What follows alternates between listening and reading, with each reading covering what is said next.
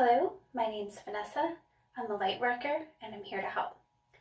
In this video, I want to talk about fasting, different ways that you can fast, how you can make fasting easier on yourself, and some of the benefits to fasting.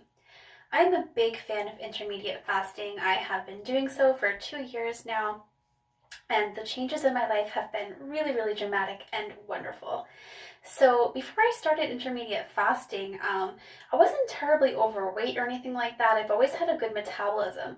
But what I did have was a crazy addiction to food. And I could go to a buffet, a Chinese buffet, and be literally in the car driving home and already starting to have food cravings. And my body would be sending me signals that I needed more food, which obviously I did not. So I started intermediate fasting, and I'll be honest with you, when you first start out, it is a challenge. I definitely recommend starting off at 12 hours and then adding an hour every few days, or once you actually get able to get to a certain hour without extreme pain, because fasting now, I'll tell you, is really easy, and I can do 18 hours no problem without eating. So my favorite way of intermediate fasting is the 16-8. So you don't eat for 16 hours. This includes your sleep time, and then there's an 8-hour window that you eat. So every day I stop eating at 4 p.m. and then I can start eating the next day at 8 p.m. And oftentimes I'll find that I'm just not hungry, and so I'll happily extend my fast a few hours, oftentimes to 18.5 hours. And I have been experimenting with trying to go longer fasting, and that is because there are wonderful benefits, and the main one that I try to achieve is autophagy. So our old cells, our cells that are damaged, are actually eaten by new cells, and this creates healthier cells for us, and this increases our immune system, and it helps us with the aging process, and brain function as well. So I recently got to 24 hours 2 different times, and before that 21 hours. And it is hard. You have to work up to it. Your body has to become adjusted to this. And I'm not going to lie, I had really no problem at all with the 24-hour fast until 22 hours in. And then it started to become difficult, but I really had my eyes on the prize and stuck with it. But fasting is not something that you want to just jump into. So there are definitely things that you want to do to prepare yourself before you start fasting at all. And that is the foods that you eat. So if you're eating a ton of junk, soda, processed foods like potato chips, really heavily processed foods like potato chips and things like that, you're going to have a painful experience during fasting.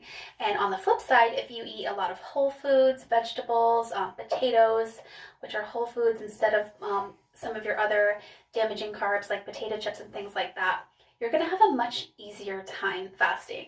And this is just scientifically proven. So if you are eating like this really bad, spend a few days at least. Spend a couple days eating more vegetables and fruits, and really trying to not eat those super processed foods, or you're going to have a really a tough time. What happens is the bacteria in your gut feed off the food that you eat. So when you stop eating, especially the potato chips and the really bad foods like that, those microbiomes, those microorganisms, they get really panicky, and they give off all these toxins in your stomach, which make you feel really horrible, super hungry.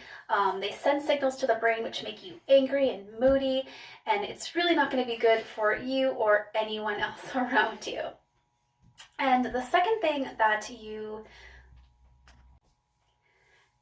other thing that you want to do is, I've heard a lot of, for religious reasons, that people do dry fasting, which means that they're not drinking water or coffee or tea, which those things are all allowed on a fast, and I strongly encourage you to take them. Don't be drinking caffeine all day or anything crazy like that, but when I'm fasting, I have 2 cups of coffee a day. I will have then an herbal tea. You do want to be careful. I have a red raspberry tea by Bigelow that I absolutely love, but it actually has a small amount of calories. It has 6 calories, and you can even taste, to me it tastes sweet and it's delicious, but this will break your fast. But black coffee with no sugar, no cream or milk or anything like that. And same thing for green teas, black teas, and most herbal teas, but definitely check.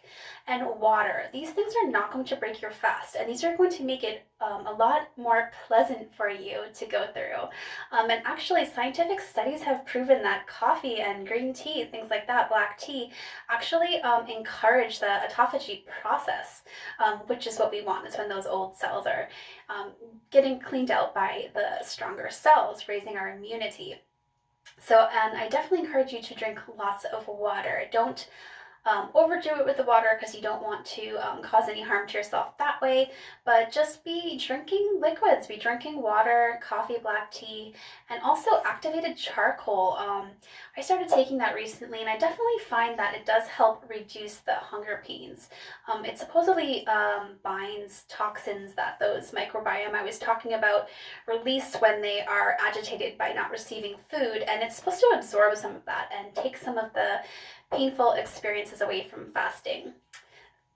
I do want to say, as a disclaimer, I am definitely not a doctor, just someone who has been experimenting very happily with intermediate fasting for 2 years now, and I do have a goal to get to 48 hours to really get that autophagy going. I mean, there's a pandemic going on, so who doesn't want to raise their metabolism and also help with the aging process? So I love intermediate fasting. I highly recommend it, and I recommend that you do and take the measures that I talked about to make it less of a struggle for you.